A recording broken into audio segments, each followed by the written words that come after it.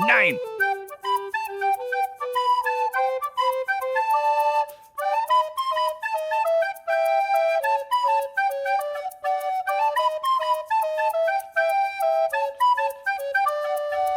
I don't know how we can one up the pure animal magnetism that was that sound check, John. So I guess here we go from now on. What do you look like Geordie LaForge when you hold that over your eyes?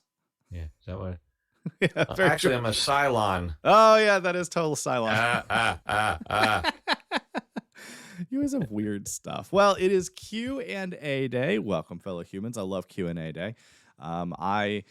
This will be the last thing, actually, that we record while I am up here in Hampton Beach, New Hampshire, leaving in just a few days. So it has been quite the adventure up here in New Hampshire. My wife and I have had a blast. Bundling up and going for beach walks the last week and a half or so has been interesting as it's gotten colder and colder. No idea where we're going next. Going to be back in town hanging out with John in person there for about a month. So hopefully we'll get to record, maybe live stream some fun stuff. And then after that, I don't know where we're going. So, it'll be another adventure. Fun fact, we did, just for funsies, put in a bid for a contract in Las Vegas. So Oh, wow. Yeah, there's a chance we might end up in Las Vegas for 3 months. You might get a visitor. I have a feeling we'll get a lot of visitors. The nice thing about Vegas is that because the casinos subsidize the airline tickets, then friends can visit very cheaply. So Yeah. we've already talked about if we get a place in Vegas, we'll probably try to get a bigger place than we would normally get just because we have already been told by multiple friends we will be receiving visitors. So it will be a fun one. I haven't been to Vegas since the 90s, and it was like a technical wonder then. It was a marvel. Well, I am very interested in this. I've never been outside into Vegas. So I had a layover in the Vegas airport one time, and they have, or at least at the time, this is probably close to 20 years ago, they had slot machines in the airports because it's Vegas. Why wouldn't you? Yeah, of course. So I went over. I had found a quarter on the ground near the slot machine, and because back then you put quarters in. I think tokens are all digital now. But I put a quarter in it and I pulled the thing and I won like 6 quarters. So technically, I am a winner in Vegas. I have been for going on 2 decades. Your win streak is definitely one of the longest in history. I don't find gambling that fun, so I'm uninterested in that. But there's a ton of awesome shows in Vegas, and really that's what I'm more interested in, that and the food. So we will see. It's going to be an adventure no matter what happens, no matter where we end up. So that being said, let's kick off the Q&A. Okay, but first, my favorite experience, other than the Star Trek experience, which I'm not sure is still there. It's not, because my wife and I actually looked to see if we could go elope in Vegas on the Enterprise. So yeah, I know been that on it's the bridge. Yeah, I've been on the bridge of the Enterprise. It was pretty cool. But the really the most exciting thing was I saw these like portable grandstands, these metal grandstands, sitting out in front of a hotel, and right in front of the hotel is this relatively large but not massive fountain display. And I saw people start to fill in on these grandstands, so I jumped in. It was just perfect timing. I got in there, I got a seat in the grandstand, and I turned to somebody, I said, "What are we doing?" And they're like, "You don't know?" I'm like, "No, I don't know." Well, darn if a full-size pirate ship didn't round the hotel. And pull up in front, and then a fight ensued between the town scene behind the fountain and this ship that just literally sailed in from around the other side of the hotel. That's crazy. And you didn't have a ticket or anything. It's just a thing you could watch because it's there. Yeah, absolutely.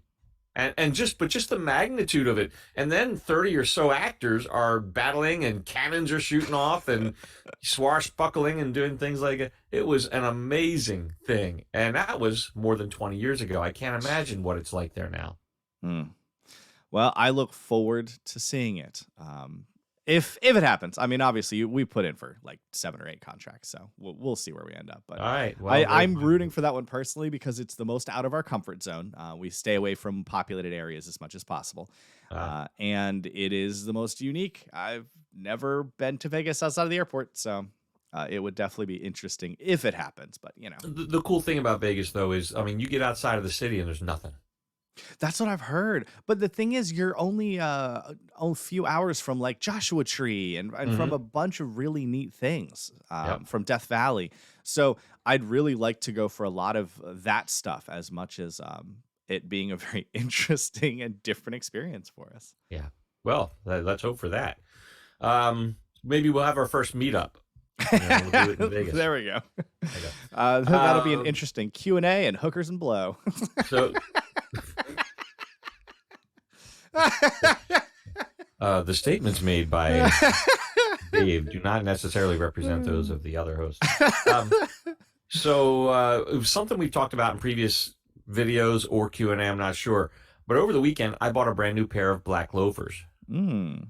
Okay. I went into the physical store and I tried on shoes because you can't order. How do you order shoes online? People do it all the time. How do you do that? I don't know. Anyway, I tried on a whole bunch of pairs and I ended up buying a pair of black loafers, which I needed. I did not search for shoes online because to me that's foolish. Why? Like it doesn't matter. You got to put it on your foot and you got to walk. Monday morning, the first ad I saw was Men's Warehouse advertising black loafers. Mm-hmm. That seems right. Explain that to me. No internet. It's because you use thought at about it. all. Yeah, you thought about it, John. No, in reality, it's because I bet you bought it with a credit card, didn't you? I did, of course. Yep. So That's they've why. got me linked via my personal banking card, Mhm. and they know who I am online. In fact, did you know that Walmart, for instance, will sell all of their data from your credit card purchases linked to you to places like Facebook? It's all linked, and you can't opt out, and the government will do nothing to protect you. So, yay, America! Cash is king. I'm telling you, you got to go cash, right? Yeah, but then you'll mention it around Alexa, and then the next thing you know, you're getting ads for it anyway. He's listening. So here's straight up questions. For a Q&A, we don't get a ton of straight up questions. I mean, I think most of it goes with our genre. We talk about the music. Yeah. A lot of it But is rightfully so corrections, which makes I know us, and Sure. that makes a ton of sense. Right. Yeah. A lot of the people, the reactioneers, I call them out there, they don't ever, like, if they make a bad mistake in something they say, they don't ever go back and correct it. And I'm like, well that. I mean, I don't go re-record the video if I make a mistake. That's not how I was looking before, is it? No, it's not. What on earth? You are more blue and less predator.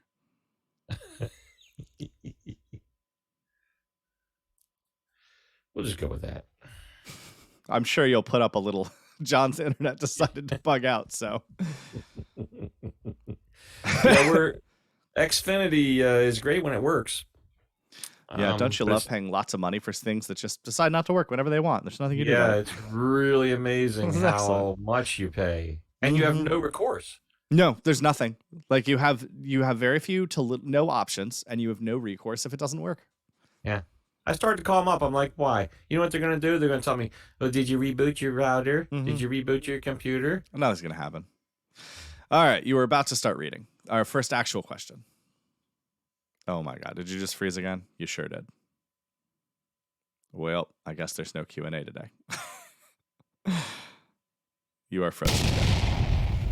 I don't know. We just have to muddle through it, I guess. I have no idea what's going on. It makes no sense to me at all. All right, let's pick up. So we were, after the third reset here, we're talking about handles. No, we're talking about questions. You've already frozen, John. This isn't going to work.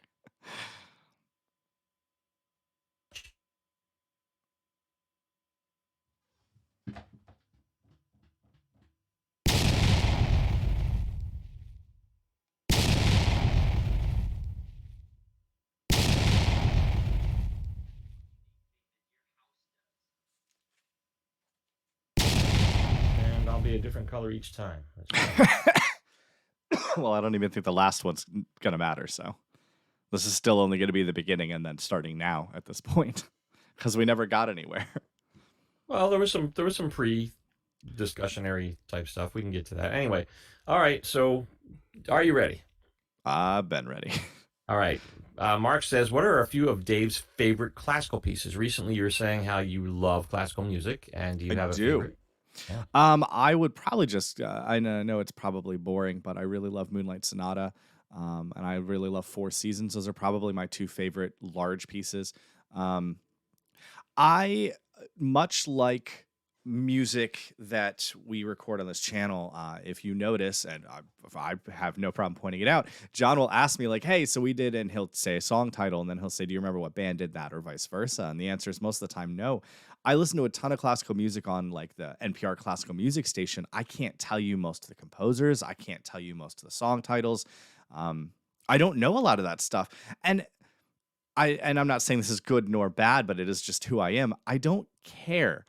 I just want to enjoy the moment of being in it. My Mm. wife makes fun of me sometimes because I love cooking, and I will cook with whatever I happen to have in the fridge at the time, and I will create the meals. And I've occasionally hit on a few that were some of the best meals I've ever cooked in my life, and I could never cook them again because that was that moment with those ingredients, and I happened to pour this for this amount of time, and I didn't record any of it. And I like that. Yeah. I like that was a moment that I simply had to be in, and now I can look back on and always love with fondness. But I can move on to different moments, and that's how I've always been. And like I said, this is not good nor bad. In fact, I should probably pay more attention and learn more about it in reality. But I can't name the vast majority of classical music. I can only name a few composers. Yeah. They like to do on some of the classical music stations. They'll do that quiz where a pianist he'll play a piece of classical music in a different style, and then callers will call in and they have to I've name. heard that. I've heard that. That is pretty Yeah. cool. So I never get those. Yeah. Right. I'm terrible at that game. I would never call in on that show. I'm bad at all of those things because I don't pay close attention. And at the end of the day, like you're good at things you pay attention to. It's not that I'm bad at it, it's that I'm not interested enough to give it my full attention. Classical music I love, but it is what I put on so that I can be at peace, so that I can think, so that I can, um, just look around and enjoy. It's not something I put on to dissect and learn the stylings of this composer and all of that. So, in a weird way, I know more about Rush than I know about classical music, and I've been listening to classical music my entire life. Yeah. Yeah. So this has been an interesting journey, and that's actually a great question. Just because I can't name a lot. That's Okay. the end of the answer. I can't name much, and Uh, it's a I'm failing of mine that's not going to change. I'm fortunate in that when I was growing up, obviously music was an important part of my Hmm. family. My dad sat me down and played me entire classical pieces like Tchaikovsky's 1812. Hmm. Which I Where you love. had I mean, cannons booming. Come on, how oh could you yeah. not like that? But the whole thing, what he taught me to enjoy was the whole thing. I wanted to always go to the cannons booming grand finale section, Mm. and he taught me to know, work your way into it. There's Hmm. the soft pieces, and it all tells a story. Hmm. Gee, did that set me up for loving prog music or what? It's like, yes, it did. Hmm. But it is really such an enveloping way to enjoy music is to Mm. appreciate the soft and the loud and the noise and everything in between. And I do love that. In fact, just the other day, I listened to the entire 1812 from beginning to end. And I think it takes about 40 or 45 Yeah, minutes. yeah. I've heard it a number of times. I've seen it live. Oh, that's cool. Very cool. By the way, if we get cut off again, Dave is going to be giving you a short goodbye message, which will appear. And we've been trying all morning, and XFinity just has not been friendly to us, but so far so good this time. I Okay. assume this video is sponsored by whoever Xfinity's rival is. Yeah. Because Yeah. It's you know what the local electric provider has gotten approval to run cable lines. competition is what we need more of in Yeah. that So industry. They have I'm been thrilled. subsidized by our tax money, and yet they just take more money and then don't give a good service. It's not how Yeah. it should work. I mean, they give good service. It just isn't flawless. And at this point in the world, we want flawless. All right. So let's move on to Hmm. handles. We've talked a little bit about how different people have different handles. So Um, we were just talking about classical music, and I immediately went to the composer, Handel. handle, right? I was like, That's that's not how you funny. say his name, John. Oh, Mark had another question too, and this is something for you to write down, Dave. He would like to get an idea of what are your top favorite books at some point. Ooh. All right. I'll have to make a note of that. Yes. Yeah. Okay, so Triple Centuries. Remember we discussed his handle? He says, what did you call him? 300? Yeah. Yeah, I think I called him 300 years. 300 years? All right. So his apparently Triple Centuries is bicycling related. A century being a 100-mile bicycling ride. A Hmm. triple century is a 300-mile bicycle ride done within 24 hours, which he has done a half dozen or so times. That is a hell of a ride. Yeah, his first was a 306-mile ride from Pittsburgh to Philadelphia. He did it Whew. in 22 hours 40 minutes back in 1985. I've driven that in less time. Why are you bicycling? Yeah. It's inefficient. I've driven it in more time though too. Um, in 2018, he says he did his first and only quad century, 415 and a half miles at a national 24-hour challenge.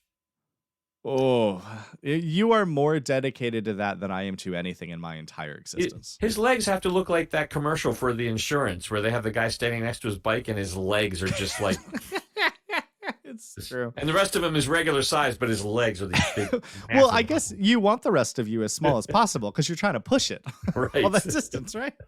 Right. And he also mentioned Triple Centuries was trying to nail down where I'm from or Ooh. where I am. And he said, oh, another Philadelphia reference, the Mummers.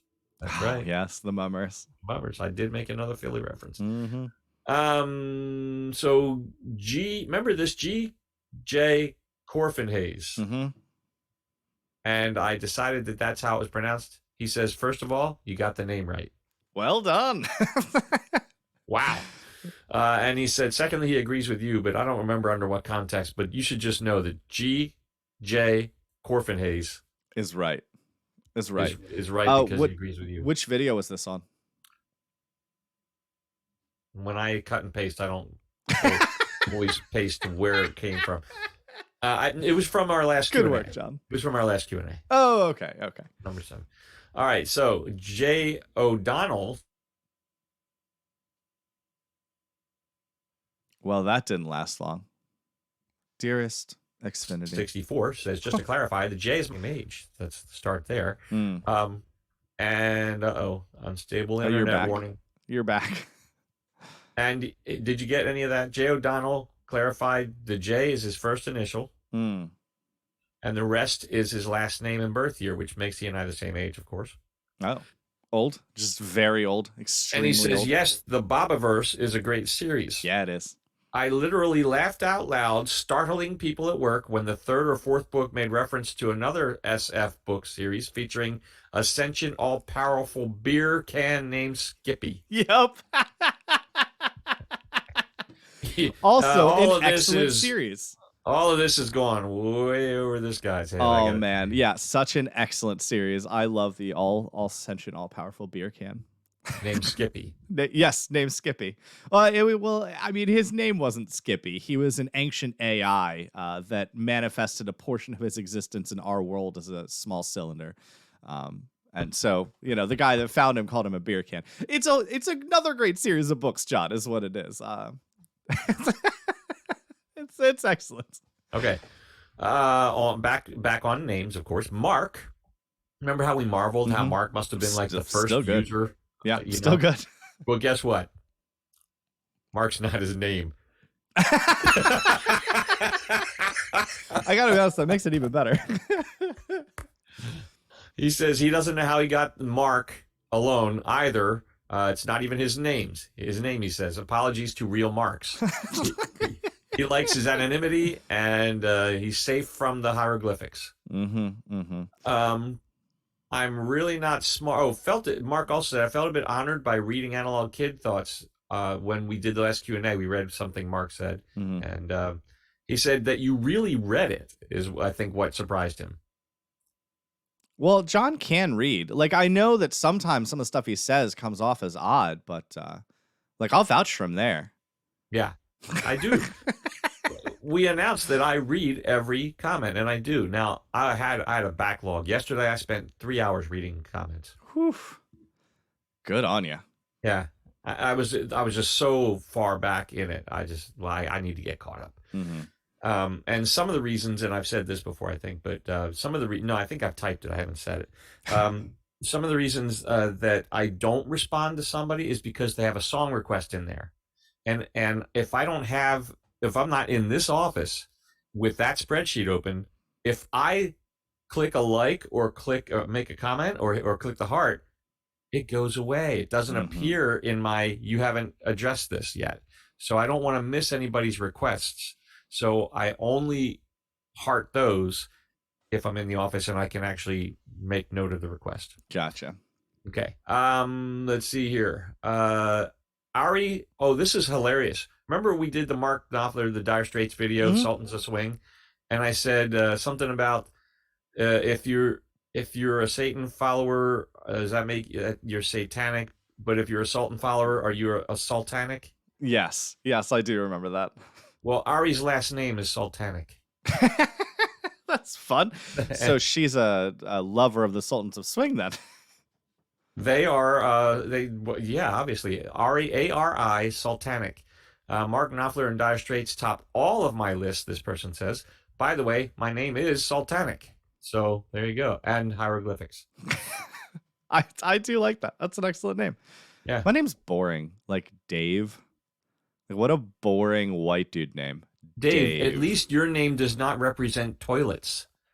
I guess. Yeah, John. I see it. I see it.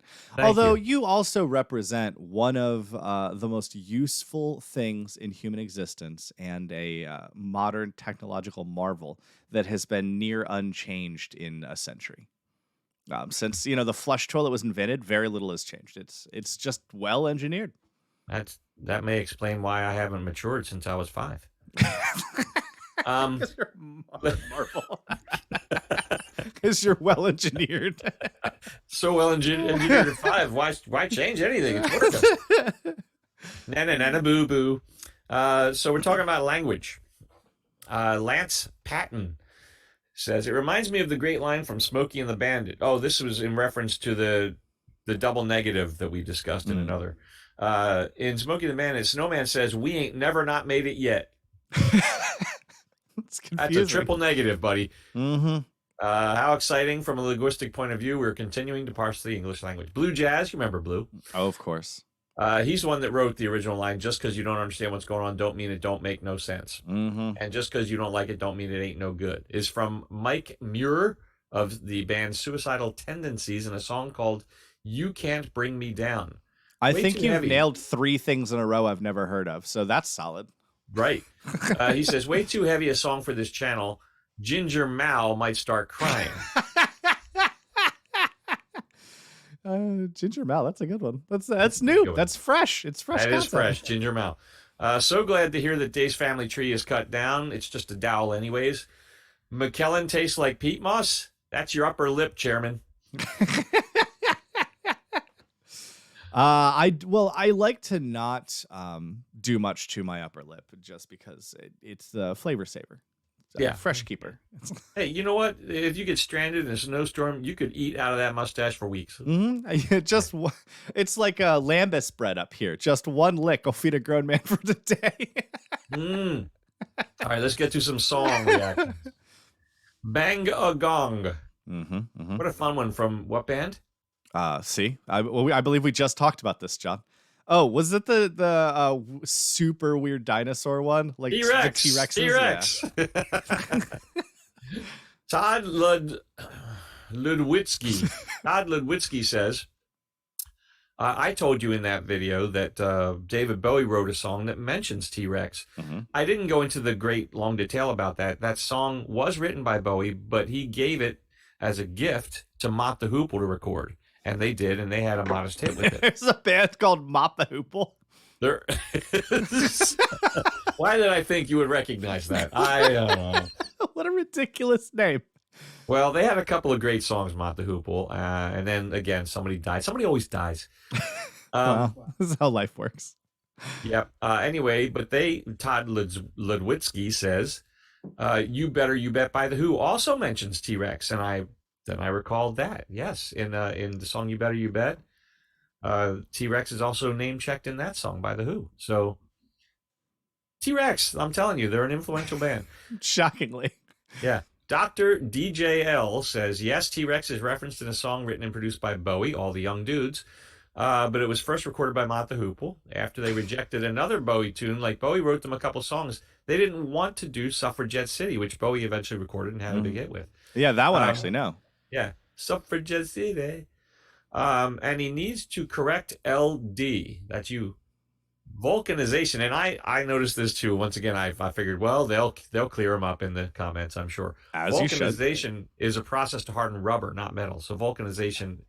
Yeah, Mhm. you knew. I know you knew that. We actually, yeah, I mentioned that later on, not in that video, Yeah. just in our chatting, and I was like, oh well, such is life.